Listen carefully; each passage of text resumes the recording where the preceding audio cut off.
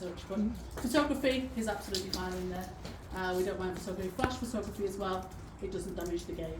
That's absolutely fine. So I'm going to tell you a little bit about the cave before we go through.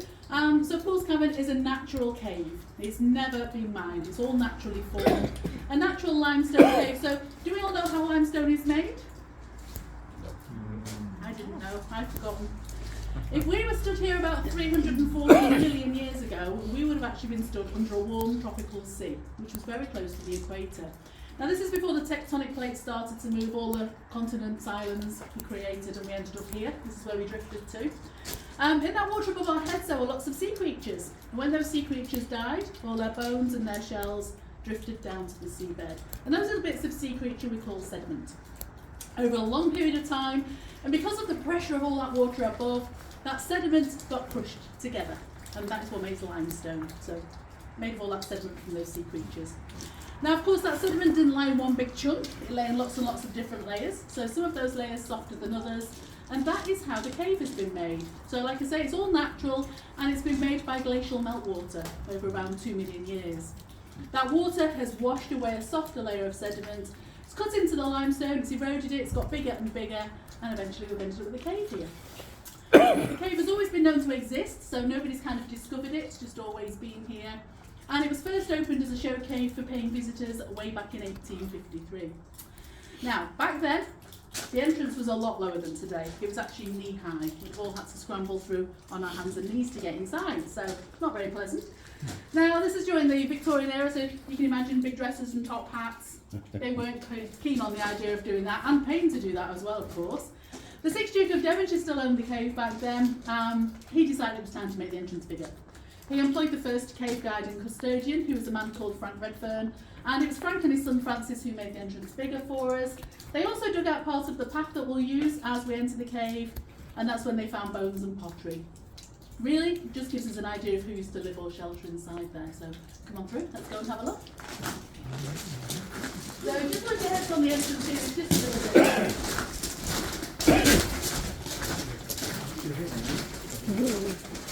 Oh, little, goodness me, that was close.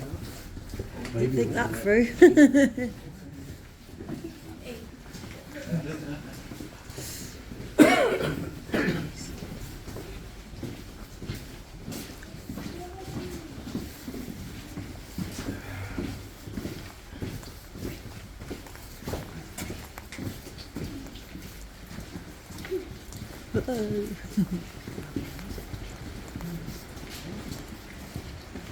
Live in here. Yeah. Oh, he's all lit. Where's all the candles?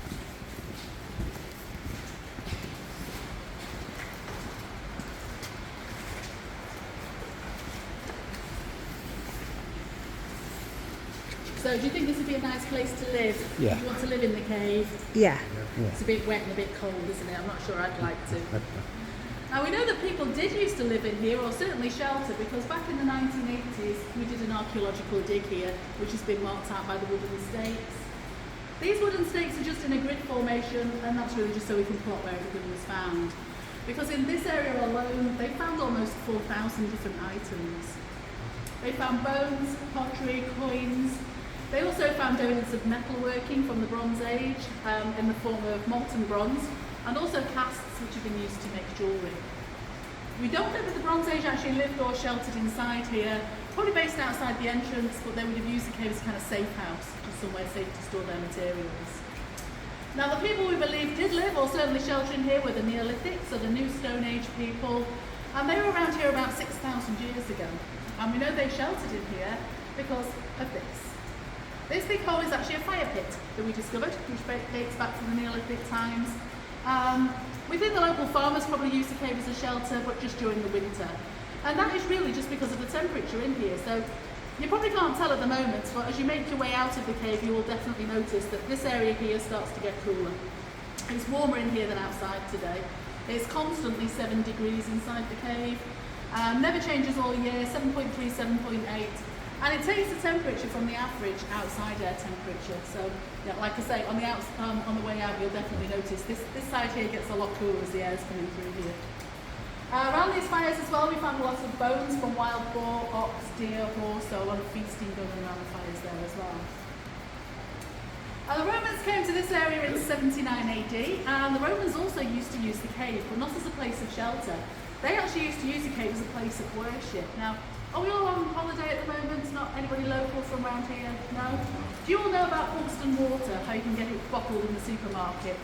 Yeah. Do you all know you can get it for free in the centre of Buxton? No? Yeah, so Buxton water is rainwater that fell thousands of years ago that's making its way up through the surface, so it's warm. If you go down to Buxton to where the Crescent Hotel is, if you stand looking at the Crescent Hotel with your back to the information centre, to the left there's a stone well. The water coming out of there is Buxton water. So don't buy bottled water in Buxton. Go and help yourselves to it. Like I say, it's warm. It's 27.5 degrees as it comes out because it is coming up through the earth. But it's high in magnesium as well, so it's good for you. So yeah, go help yourselves to some Buxton water. And there's probably a big queue of locals there with plastic bottles filling them up. There usually is. But yeah, so the Romans settled here as a spa town. They settled in 79 AD.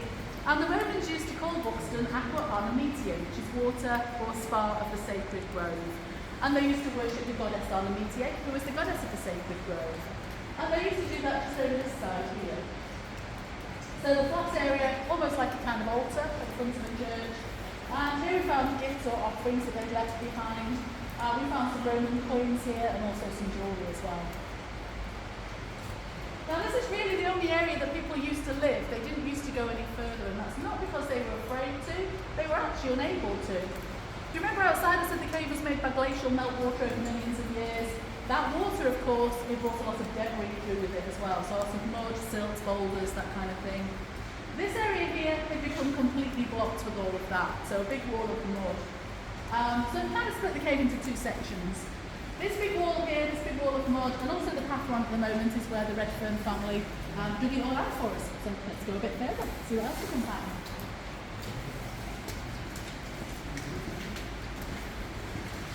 Have you been dripped on yet? There's a drip on your head.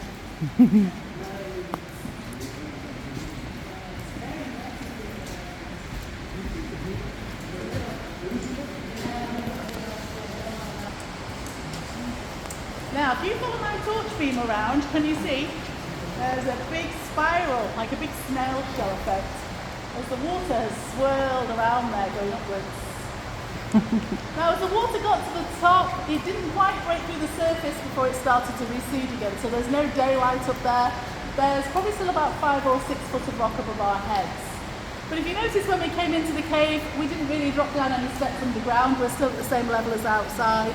And that's because whilst we're in the cave, we're actually just inside the hillside. So we don't really go down underground very far. Now it is very wet in here, it's very drippy. Have you had a drip on your head yet? Not yet, you're very lucky, I've had lots. And I should know where to stand, shouldn't I really? It is very wet. That water is rainwater, but it's actually slightly acidic because as rain passes through the atmosphere and through the earth, it picks up carbon dioxide. And that makes that drip of water a very weak carbonic acid. Now it's not going to harm us, but what it starts to do to the limestone as it makes its way through the natural cracks is it starts to dissolve the limestone, and it starts to dissolve tiny white crystals of calcium carbonate or calcite off the limestone. Once that water enters the cave, those crystals are really positive, they're left behind in other places in the cave. So any patches of white, you can see all the white veins everywhere, it's crystals of calcite. Dissolved off the limestone and then just put somewhere else by the water. So we've got little patches here, big patch here as well. But of course over time these tiny crystals start to build up one on top of the other, and eventually that's how we get the formations in the cave. So they're all made of crystals of calcite. So have we all heard of stalactites and stalagmites before? Yeah? Does anybody remember which one is which? Yeah. Yeah, go on then. Stalactites hang tight to the roof and stalagmites might one day make it. Brilliant, yeah. Just above your heads here we've got some not very impressive stalactites.